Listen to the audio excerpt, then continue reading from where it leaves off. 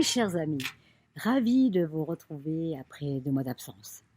Il est vrai que les vacances sont faites pour se reposer, se divertir, s'évader, partager, profiter de l'ensoleillement, partir à l'étranger pour connaître d'autres cultures, s'enrichir, apprendre et s'ouvrir.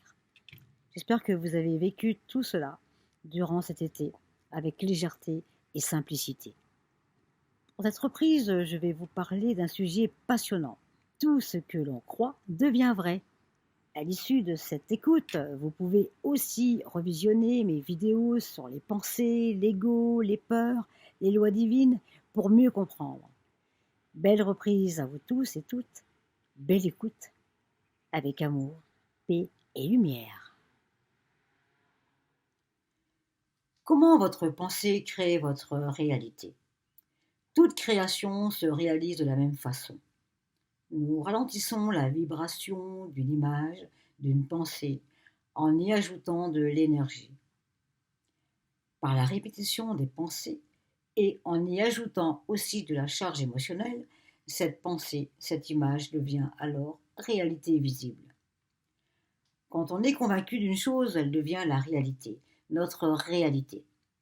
Quand dans la vie on s'arrange pour se tenir éloigné de tout ce qui nous fait peur, on s'empêche de découvrir que la plupart de nos peurs sont des créations dans notre esprit. La vie ne nous trahit jamais. Nous nous trahissons nous-mêmes. Et la vie ne nous fait jamais échouer. Nous faisons échouer la vie. C'est nous qui avons rempli notre subconscient avec des pensées sombres et destructrices. Nous avons entre 70 000 et 80 000 pensées par jour. Chaque pensée est une semence qui portera ses fruits. Aucune pensée n'est perdue. Ceci explique que chaque personne est exactement là où elle doit être selon sa propre conscience. Inutile d'incriminer un sort, un destin, le malheur ou la malchance. Nous ne sommes pas élus par le sort pour subir des maladies et des injustices. Personne ne pourra jamais nous blesser si nous n'avons pas préparé le terrain fertile et semé les graines dans notre subconscient. Les autres ne peuvent que réveiller ce qui existe déjà en nous. Cette même loi crée la maladie, la santé, la pauvreté, la richesse, l'abondance, le bonheur et le malheur. Ce que l'homme pense est automatiquement mis en forme par cette loi. Cette loi universelle, appelée aussi la loi de cause à effet, est la seule façon dont l'intelligence universelle fonctionne. À chaque instant de notre vie, nous posons des choix. Parfois, choisir va si vite que nous ne nous en rendons pas compte. Néanmoins, nous choisissons à chaque moment. Rien ne nous est imposé. Notre capacité à choisir est la plus grande bénédiction, la plus grande force et le plus grand pouvoir que nous possédons. Parce que grâce à cette capacité, nous pouvons choisir notre état mental qui produira nos résultats.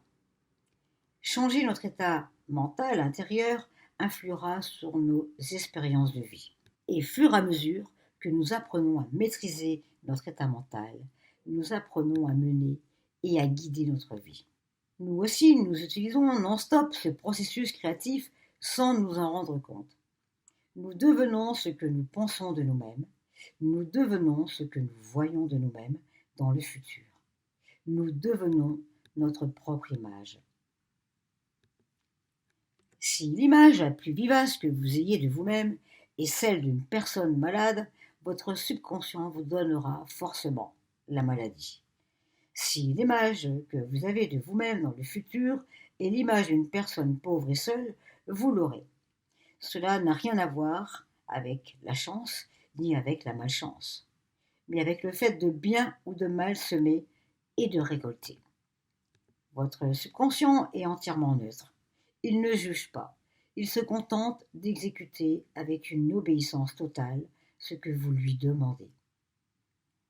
Dans notre société, aidée par les médias, nous sommes principalement focalisés sur les maladies, les guerres, les pertes, des manques, des faiblesses, des peurs, et c'est ce que nous obtenons. Tout ce qui est créé existe déjà dans l'univers. C'est le fait de se focaliser dessus, par l'énergie des pensées, que cette forme fluide et invisible devient visible et concrète. Exemple pour illustrer l'impact de nos pensées sur nos actions, avec l'émotion. La situation est la suivante. Vous êtes en train de dîner. Vous dites quelque chose à votre ado, qui quitte la table et retourne dans sa chambre.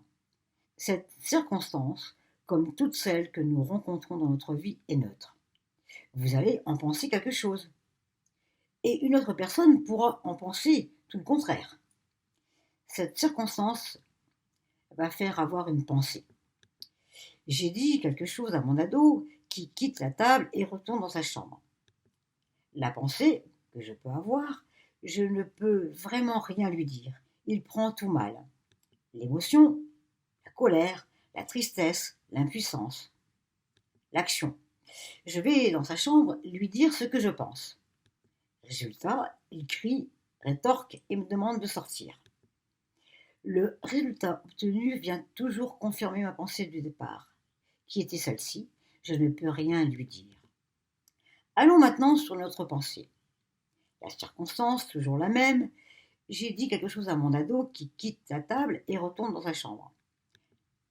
Pensée, quelque chose l'a mis en colère, j'aimerais comprendre ce qui se passe pour lui. L'émotion, la curiosité.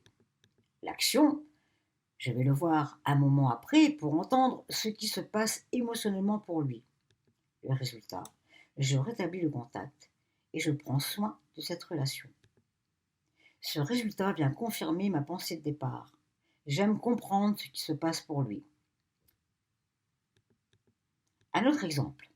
Si vous croyez que les hommes ou les femmes ne sont pas à la hauteur, ne sont pas fréquentables, on vous apportera sur un plateau ce que vous pensez pour vous donner raison. Alors pour finir, quelques clés pour devenir créateur de sa réalité. Prendre conscience de son pouvoir créateur, exprimer ses désirs, s'engager dans l'inconnu et utiliser son pouvoir de décision. J'espère sincèrement que cette vidéo va vous apporter quelques clés pour changer votre regard sur vous-même et sur les autres. À très bientôt mes amis.